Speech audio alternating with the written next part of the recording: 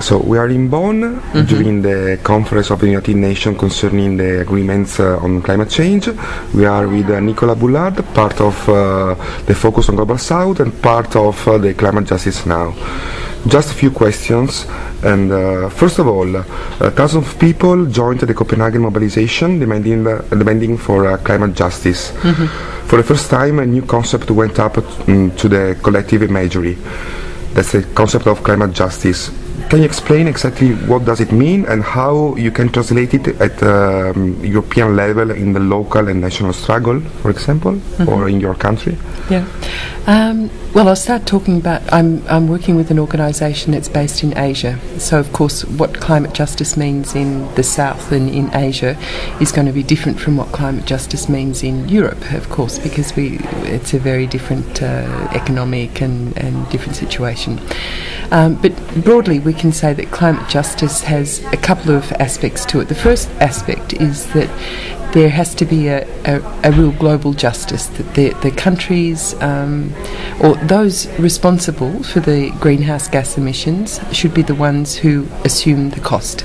Okay, that the countries and the corporations who are responsible for producing all the greenhouse gases that are ultimately the cause of the climate crisis are the ones who have to assume the responsibility, and they have to make the first steps. They can't push the burden back onto the South. But I think the other aspect of what we might call climate justice is much more important in the long term, because what we're saying is that any response to the climate crisis has to be based in the issue of injustice, right? That social justice, gender justice, ecological justice has to be at the heart of any kind of response to the climate crisis. So we reject completely what we call the false solutions, like the carbon markets, the red mechanism with the forests. We don't accept that geoengineering or any of these really fancy high-tech solutions can really respond to the reality of the climate crisis. In our organisation, my organisation, Focus on the Global South, we very much believe that at the heart that there is a systemic cause of climate change, and unless we really get to the heart of the problem, we really look at the structures and the economic processes that are producing all of this ecological destruction, that we can never actually change. So that the justice has to be not only the justice between North and South, but we have to have a justice for the poor people, for the indigenous peoples, for the people who are most affected by the climate crisis, and that our response has to put their interests and their well-being and the question of social justice at the heart of the response. Yes, well, the political process for climate justice passed through the Cochabamba conference as well. How does the Cochabamba document the people's agreement and the rights of Mother Earth of Cochabamba are making influence in the organization and in the network for the climate justice? Oh, I think it's been incredibly important, the Cochabamba People's Conference, because after there were, of course, a huge mobilisation towards Copenhagen. Some people thought there would be some kind of agreement. A lot of people thought that, in fact, there was no chance at all of having an adequate or a just agreement in Copenhagen. And, of course, the whole thing collapsed, and it was a very big, it was a farce, actually, the whole thing. And I think that what Cochabamba has done has given us a real momentum and a new frame of action. It's brought together a lot of different social sectors. It's brought together a lot of different issues. It's really provided a fantastic space for the social movements, particularly from Latin America, to start articulating some kind of response to the climate crisis and, of course, the larger ecological and social crisis, because climate is just one aspect of this.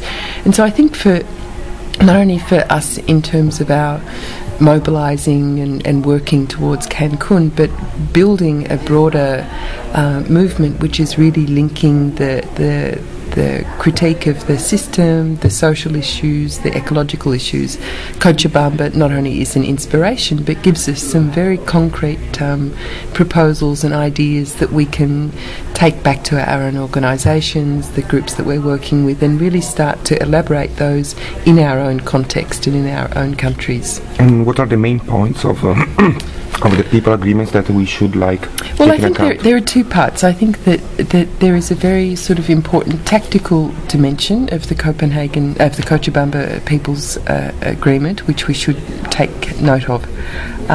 First and foremost, of course, is the very clear demand that the rich countries, the Annex 1 countries, have to reduce their emissions by 50% by 2017 and without using any kind of offsets. Okay, that any emissions reductions that they do have to be done in their own country and domestically.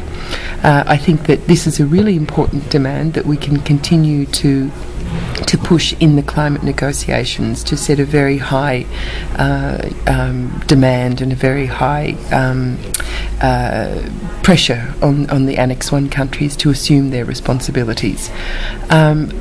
But on the other hand, I think outside of the negotiations there are a lot of very, very interesting proposals and initiatives, like the idea of having a climate tribunal where we could actually take cases against the so-called climate criminals, those who are really responsible for the ecological destruction. Another proposal is this idea of climate debt, that there is in fact a debt owed by the industrialised countries to the South, which is an accumulated debt over many centuries of the expropriation of the resources of the South.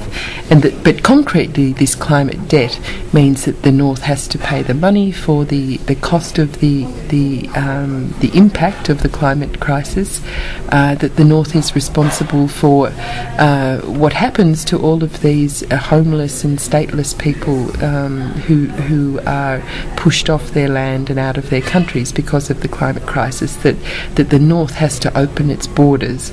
Another part of the climate debt is this idea that the developing countries in the South have to be able to take a different path, that they can't just go along the same old fossil fuel intensive path of economic development that we've had up until now.